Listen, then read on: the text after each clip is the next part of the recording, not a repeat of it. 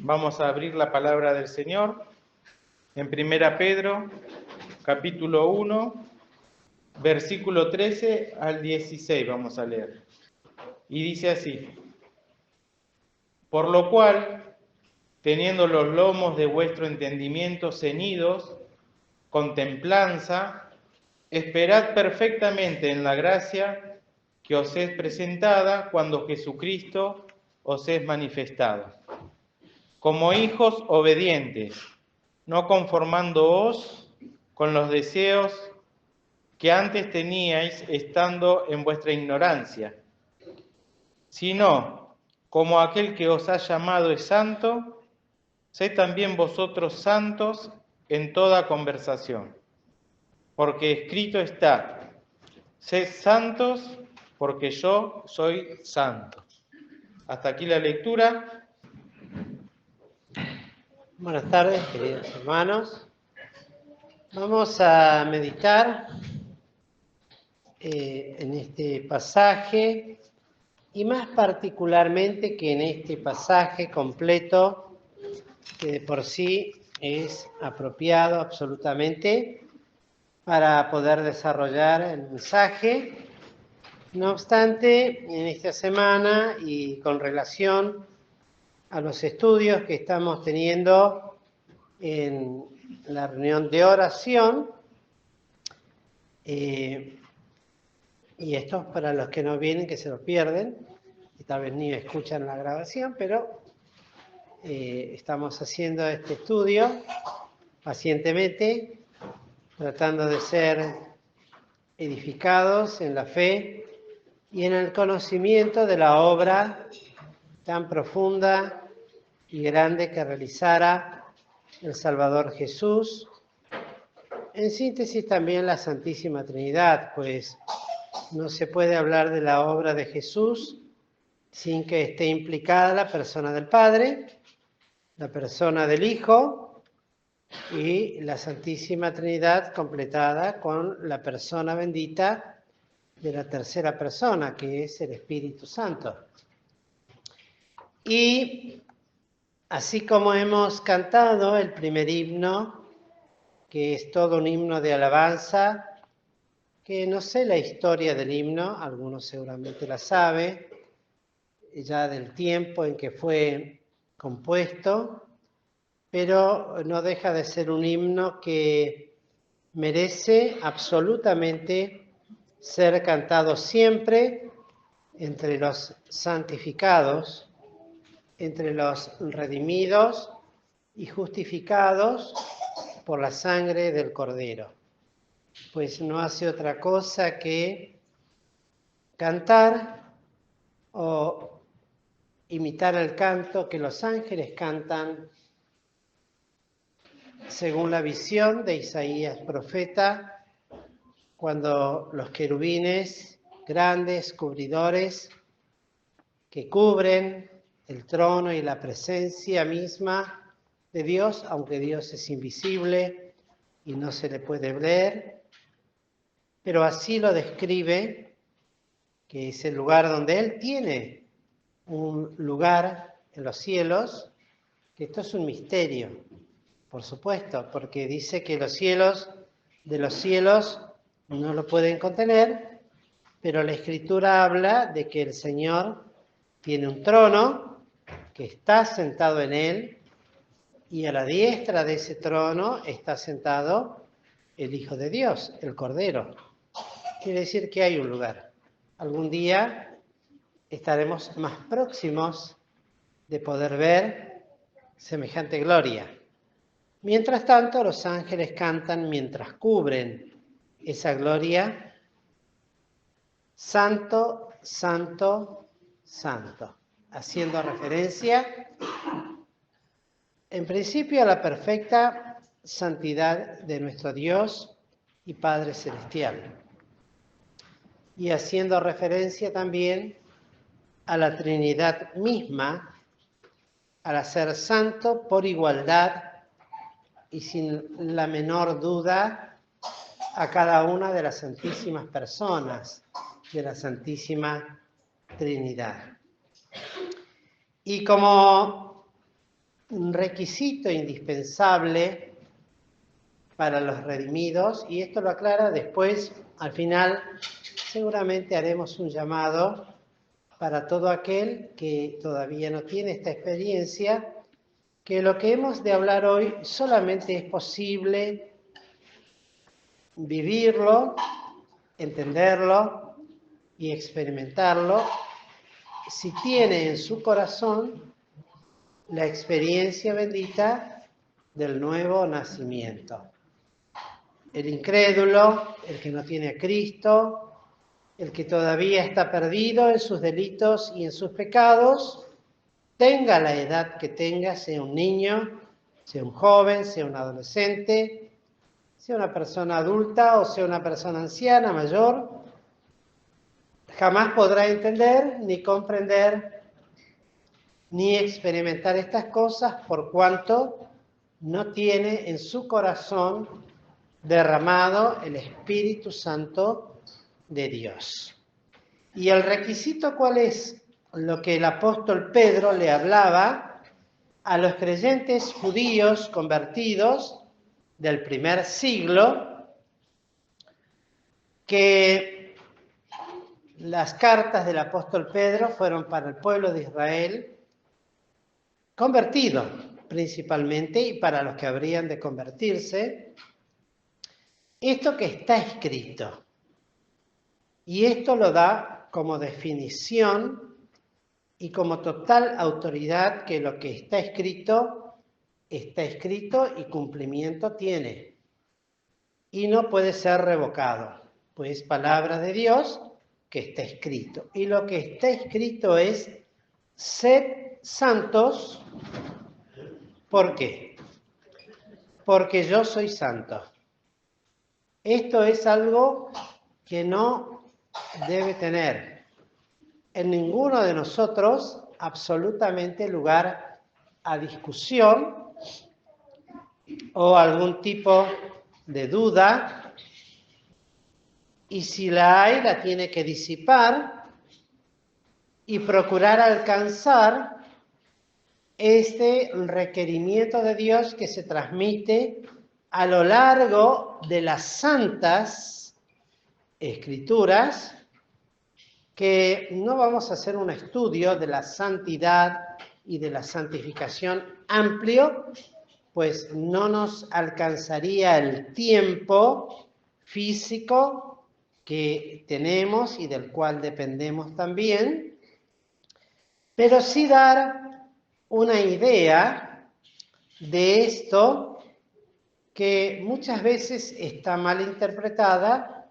de la santidad, y esto aún desde el principio de los tiempos, en la edad del primer siglo de la Iglesia, los apóstoles y padres de la Iglesia lucharon contra toda carnalidad que se levantaba contra este principio fundamental en la experiencia posterior a la salvación.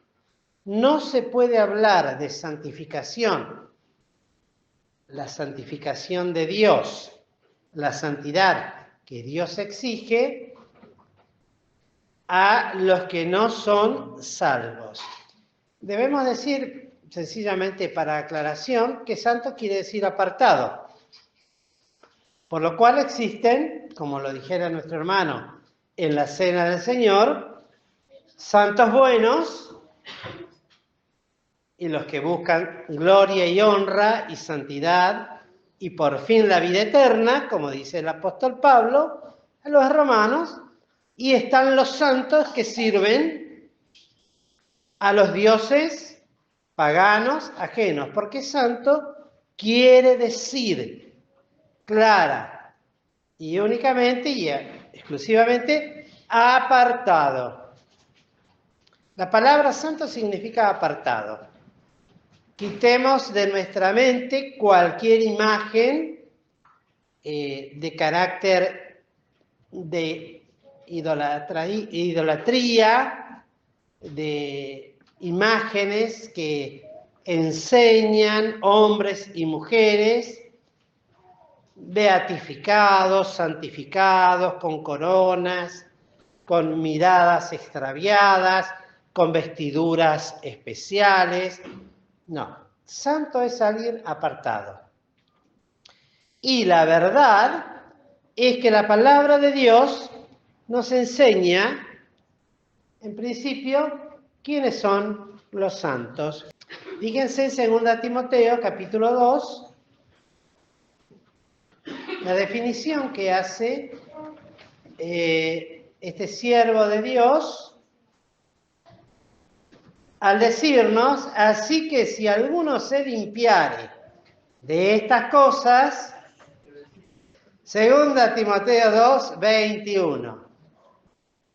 Así que si alguno se limpiare de estas cosas, será vaso para honra, santificado y útil para los usos del Señor, aparejado para toda buena obra. Tal es la definición, yo diría, más clara que hace las Escrituras de la palabra santo.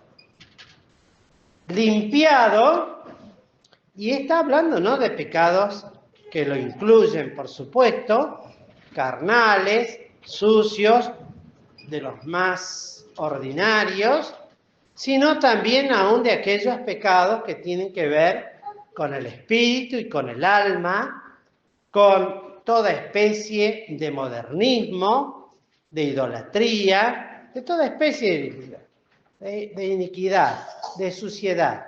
Limpiarse. Ese es el propósito de la santidad. Ser apartado y ser hecho para honra.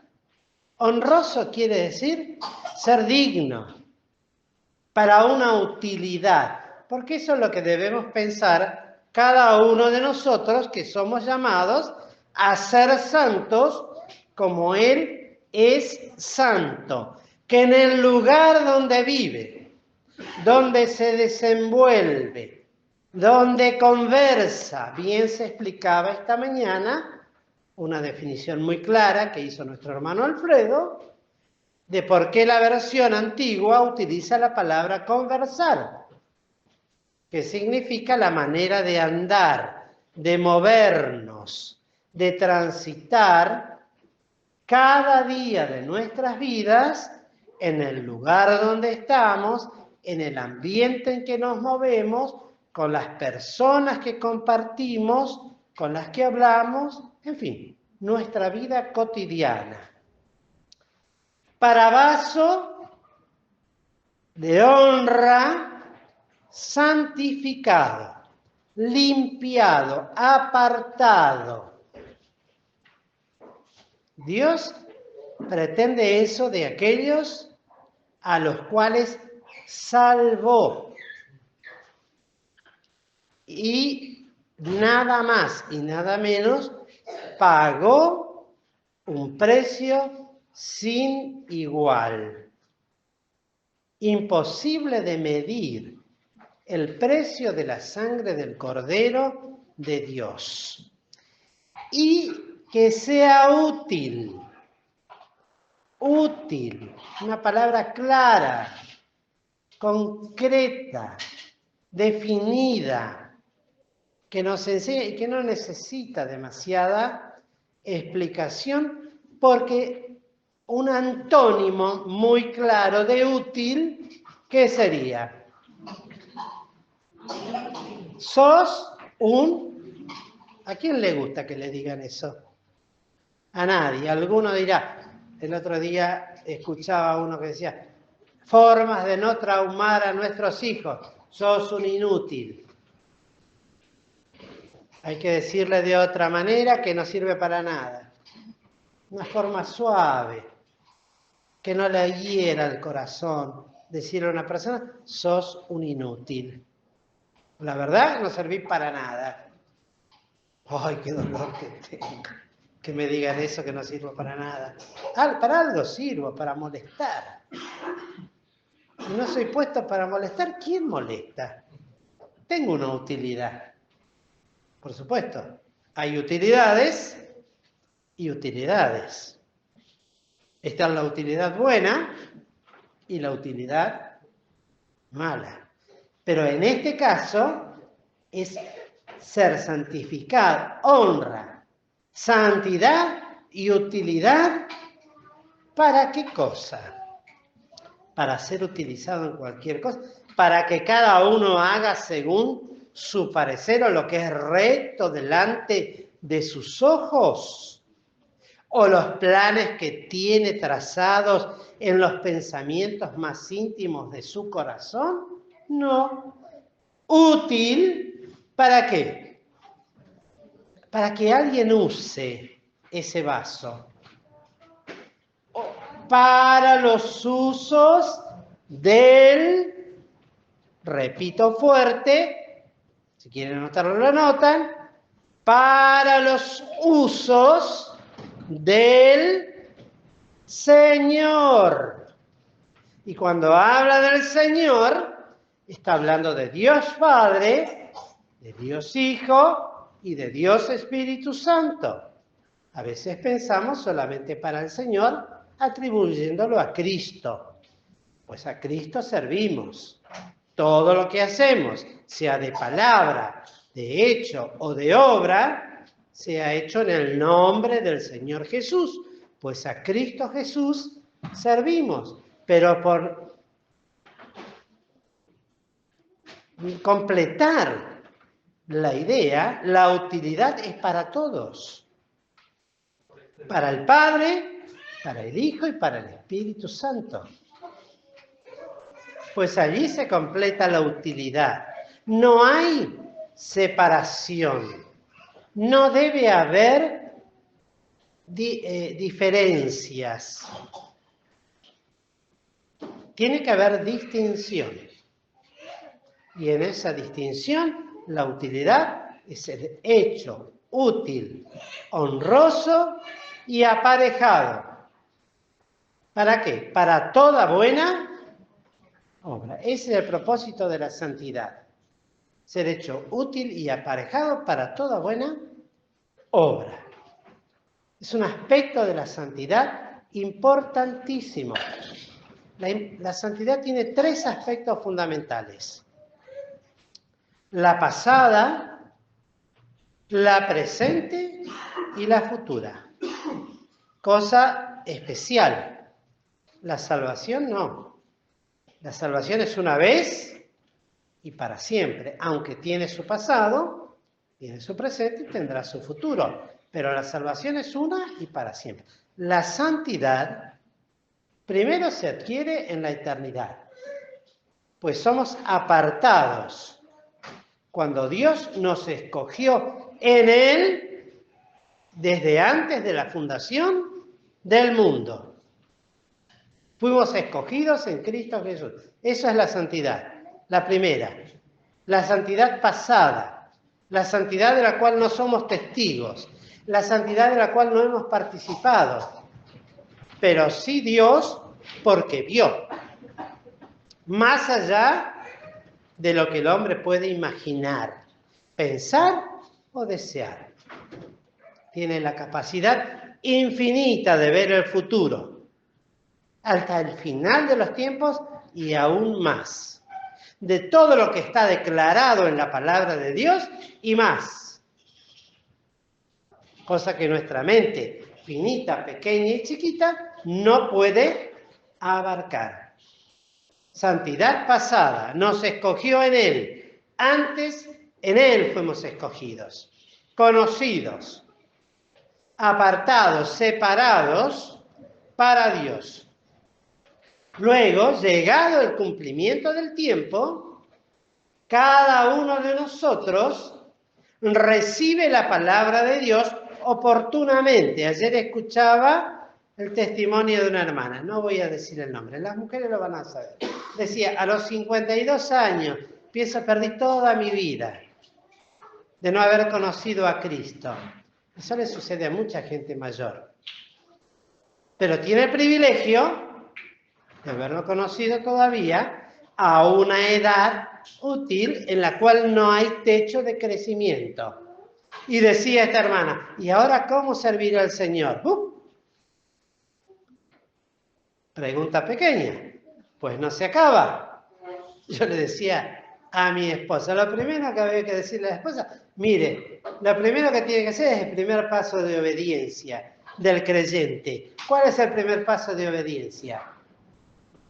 El bautismo.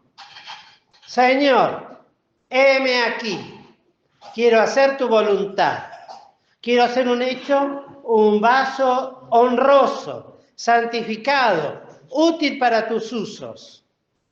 El creyente no solo es salvo para concurrir a una iglesia, perfecto, para escuchar la palabra de Dios, perfecto, para guardar la palabra de Dios en el corazón, perfecto, pero luego esta palabra tiene que bajar al corazón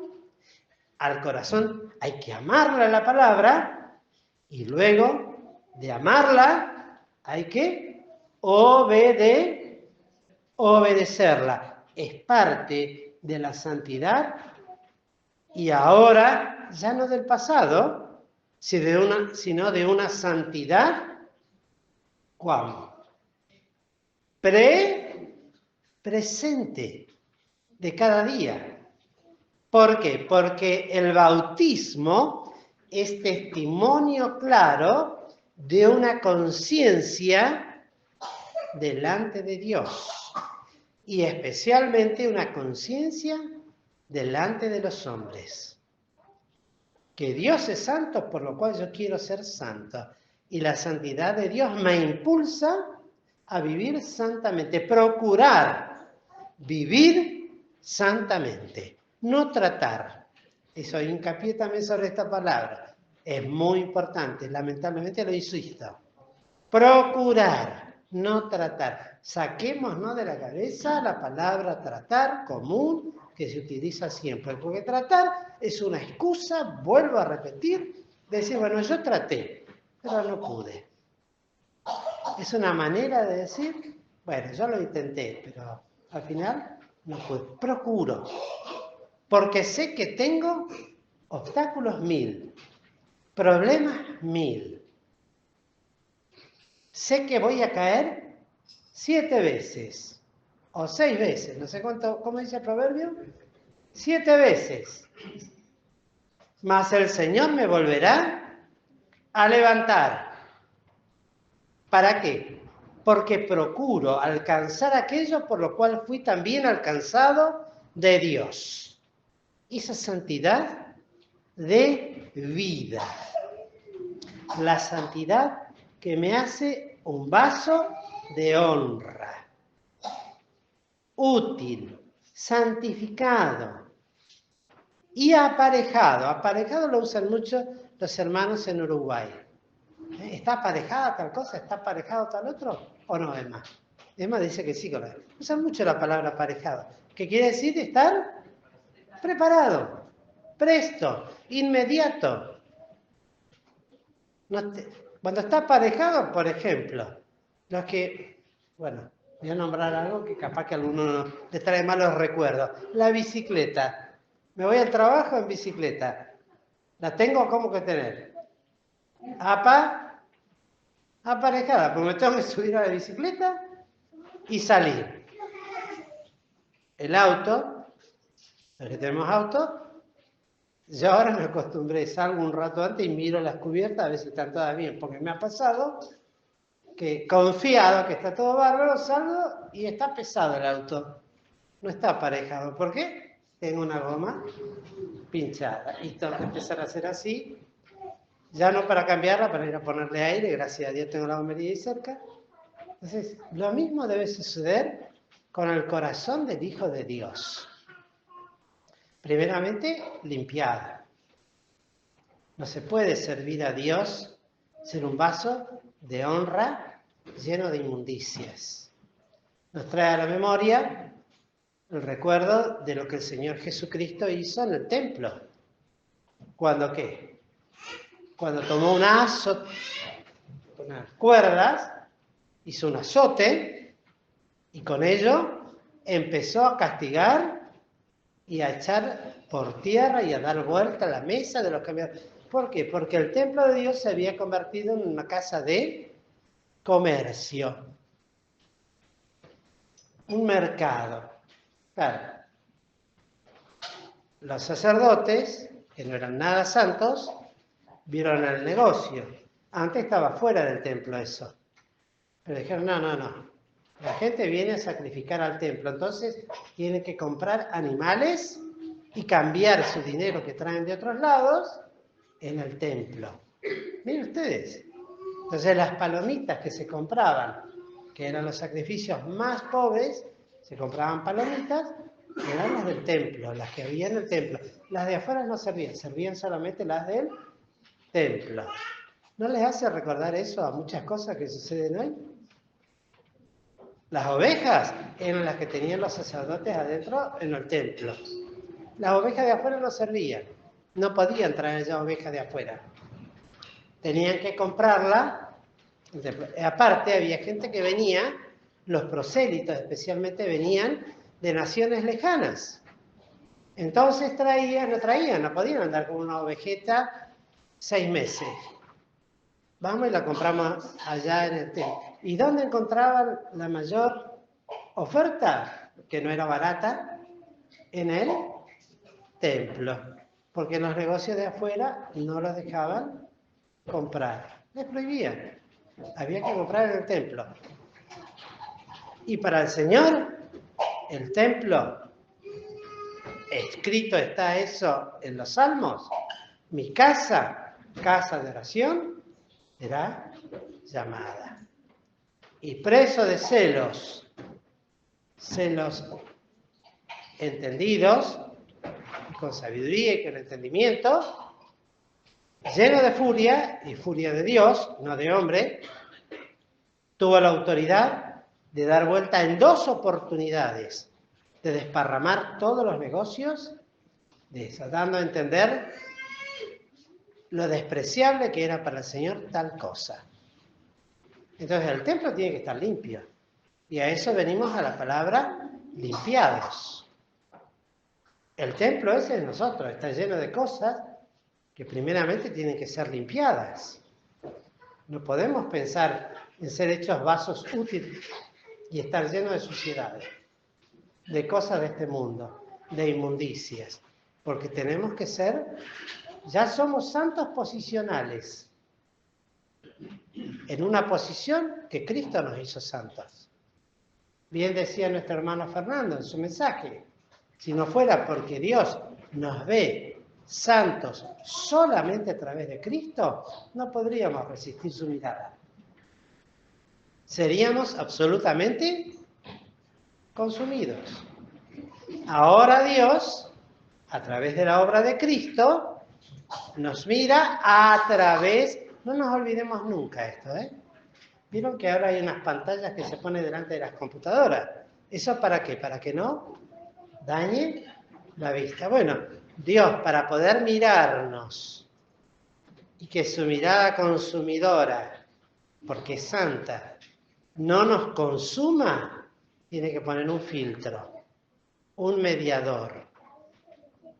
Tiene que poner algo que permita que nos mire. ¿Y quién es eso? No es un filtro ya material, de orden de fabricación humana. Es su Hijo Jesucristo. Y lo que Él ve en nosotros es la obra que Cristo, por su Espíritu en nuestros corazones, ha de hacer en nosotros. Y por eso nos ve perfectos. Uno a veces se pregunta, ¿cómo es posible que Dios me vea perfecto? Si yo estoy lleno de inmundicia, de pecado, de malos pensamientos, de malas intenciones. A veces empiezo pensando tener una buena intención, pero pasado un tiempo me canso. Y ya esa buena intención se vuelve desagrado.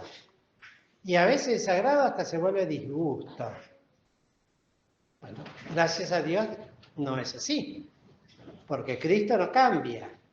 Entonces, cuando Dios nos mira, el cual es inmutable, sin embargo, está delante nuestro el mediador, porque no hay otro nombre dado a los hombres en el cual podamos ser salvos. Entonces me mira y me mira. Esto es algo difícil de entender. ¿Cómo puede ser posible esto? Es posible para Dios. Nos mira sola y exclusivamente a través de la persona de Jesucristo.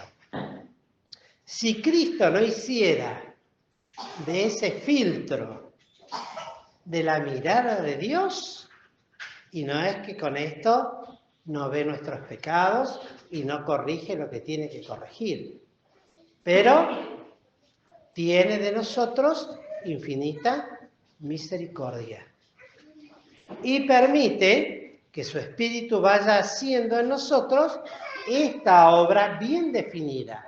¿Se acuerdan? No sé dónde hablamos esto, si en la oración o en algún mensaje, que le dije, no hay otro versículo que defina mejor la fe que Hebreos 11:1, ¿verdad? Bueno, no hay un versículo, yo no creo que haya otro versículo que defina la santificación del creyente mejor que esto. Capaz que lo hay, es posible que lo haya, pero que lo defina de esta manera práctica, en forma presente, para que seamos hechos útiles para los usos del Señor y aparejados para toda buena obra, e ir dando los pasos correspondientes al crecimiento de la vida del Hijo de Dios. Porque la vida del Hijo de Dios es como el árbol que es plantado junto a arroyo de aguas, que da fruto a su tiempo. El primer fruto que tiene que dar es ser plantado. ¿En dónde? Sobre la roca eterna. Esto es maravilloso, porque ahí echamos raíces, sobre una roca. Hay muchos que les gusta hacer bonsái, ¿verdad? Y el bonsái es el árbol pequeño, que cuanto más chiquitito, más se parece, o se debe parecer a un árbol natural. Y si da fruto, ni hablar. Ahora bien, hay otra técnica que es procurar de que el árbol se aferre a una piedra. Por ejemplo, un pino que crece en lugares rocosos y mete sus raíces, no hay tierra en las montañas donde crecen los pinos, hay poca, pero el pino echa sus raíces entre las hendiduras de la roca. Entonces, el logro, ¿cómo es que se llaman de estos que hacen, de los bonsái, de los que hacen estos arbolitos? Es que un árbol se aferre a una piedra y eche raíces alrededor de una piedra. Eso lo hacen normalmente las hiedras, cuando trepan por las paredes, ¿no? Tiene su raíz en la tierra, pero sus ramas se aferran a las paredes. Bueno, en este caso, nosotros tenemos que pensar que nuestra raíz está puesta sobre la roca eterna de los siglos, en Cristo Jesús, roca inconmovible. Y Él quiere que como creyentes vayamos creciendo. Alimento no nos va a faltar, porque alguno dirá, sí, bueno, pero crece sobre la roca, no tiene alimento, pero es el misterio de la obra de Cristo que sobre esa roca puede crecer y se forma la iglesia de Jesucristo. Y Él le da alimento a su tiempo. Y hay que ir dando los pasos de obediencia. Y esto ha de venir con pruebas, con lucha. Lo primero, miren, yo le doy mi propia experiencia. Cuando yo me convertí, que fue muy jovencito, cuando volví al Señor, lo primero que entendí es que tenía que bautizarme. Y de eso no me convenció cualquier hermano. o un pastor o un misionero. En 5 palabras, que no me acuerdo cuáles fueron, pero fue en un viaje que duró del colectivo de Santana y de Salta y Pasco hasta San Eduardo y Cerrito, que son ¿cuántas? 8, 10 cuadras. En ese trayecto me convenció de por qué yo me tenía que bautizar una hermana que ya está con el Señor, que le decíamos Aurora. Para los que la conocieron, la foto de ella está ahí. En 5 palabras me convenció. Pero de una calidad preciosa, como utilizan mucho esa palabra también. Pero vos te tenés que bautizar por esto. Yo decía, no, pero yo soy muy joven para bautizarme, todavía no es mi tiempo. Yo sé que hay cosas en mi vida, como decía ese dibujito animado, nada. Vos te tenés que bautizar por esto y por esto. Y me bajé del colectivo convencido de que me tenía que bautizar. Porque Dick, el pastor que tuvimos, me había ofrecido la posibilidad de hacer el curso y de bautizarme. Y yo, con mis prolegómenos, con mis argumentos como para no hacerlo. Entonces, ese fue el primer paso. El segundo, prepararme para el Señor. Ir a la escuela bíblica. Porque digo, bueno, ¿cómo voy a servir al Señor? Con lo que yo estudio en casa, no alcanza. ¿Quién me puede enseñar a interpretar las Sagradas Escrituras para hacerlo correctamente? El pastor, desde el púlpito, enseña la palabra de Dios. ¿Pero será eso solo? Y en un campamento, el pastor Juan Pedro Marino, que asistió, habló de un texto, de la posición bíblica de nuestras iglesias y de por qué era necesario que como joven me preparara para poder servir, para ser hecho útil para los usos del Señor. Y utilizó unos versículos del Salmo 119. Tiempo es de hacer, oh Jehová, disipado han tu ley. Ese texto me convenció.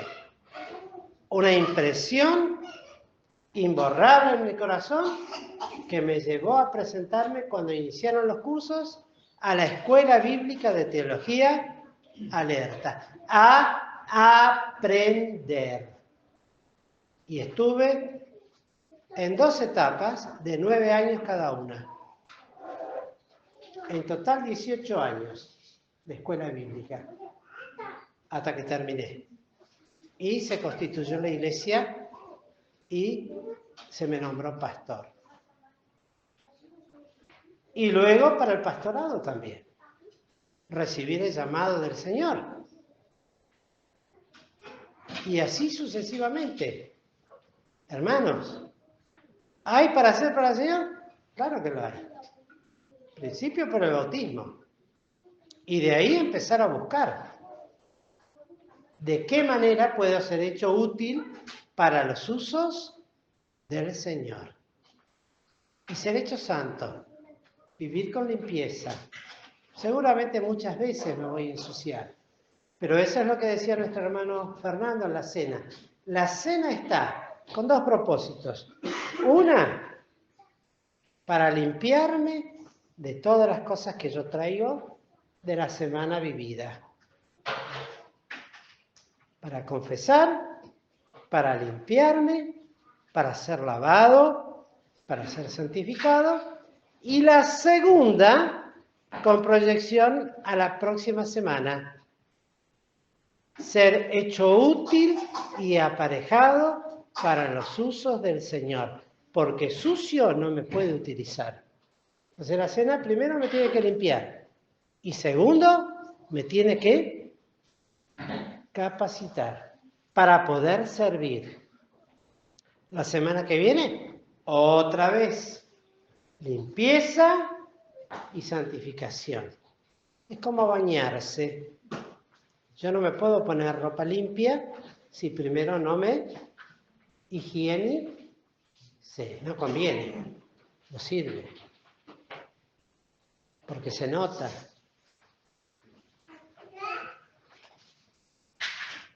Y luego, en proyección al futuro. Hay muchas cosas más para decir con relación al presente, pero con relación al futuro. Porque tal santificación, tal obra de honra y de utilidad y de cuidado que cada uno de nosotros debe poner sobre su vida, porque somos vasos y esa es la voluntad de Dios, nuestra santificación. Porque un día, y con esto llegamos a la parte futura, seremos como Él es. Primera Juan 3, del 1 al 3. Mirad cuál amor nos ha dado el Padre, que seamos llamados hijos de Dios. Y no solo esto, sino para que también seamos como Él es cuando le veamos, cuando Él apareciere. Léanlo correctamente en 1 Juan, capítulo 3, desde el versículo 1 a 3. Allí se completará el cuadro de la santificación que un día Dios obró desde la eternidad. Pues ya no conoceremos ni enfermedad. Mi hermano oraba por los males físicos que tenemos. Todos tenemos, en alguna medida tendremos males físicos y enfermedades. Y, como siempre utiliza la palabra también, los achaques propios de la edad, que empiezan a aparecer problemas y dolores y enfermedades. ¿Y cuántas cosas? Y todo eso desaparecerá cuando le veamos a Él como Él es. Qué notable, maravillosa la obra de Cristo, perfecta en esencia y en concreción, pues todas las cosas serán hechas absolutamente perfectas para el Hijo de Dios. Privilegios que solamente lo puede vivir un renacido. Por eso digo, alguien que no tiene a Cristo esto no lo puede entender. Santidad, santificación, apartarse del pecado, no vivir conforme al mundo, vivir conforme a la palabra de Dios, obedecer a un libro antes que a las propias inclinaciones de mi corazón. Solamente lo puede entender, lo puede experimentar, puede ser algo experiencial en su vida, de cada día, pues es el presente. Pues mientras estamos acá sentados, es un tiempo presente. Cuando ya no estemos, será un tiempo pasado. Pero mientras estamos, mientras vivimos, mientras andamos, procuremos alcanzar lo que el Señor procuró para nosotros. Esto en medio de luchas, de dificultades, de pruebas, pues tenemos un enemigo que no ha venido sino más que para hurtar, matar y destruir. Y quitémonos de nuestro pensamiento ese pensamiento tan común, que a veces también me viene a mí. Tanto sirvo al Señor y mirá las cosas que me pasan. Estoy mejor si no sirviera a Dios que cuando sirvo a Dios.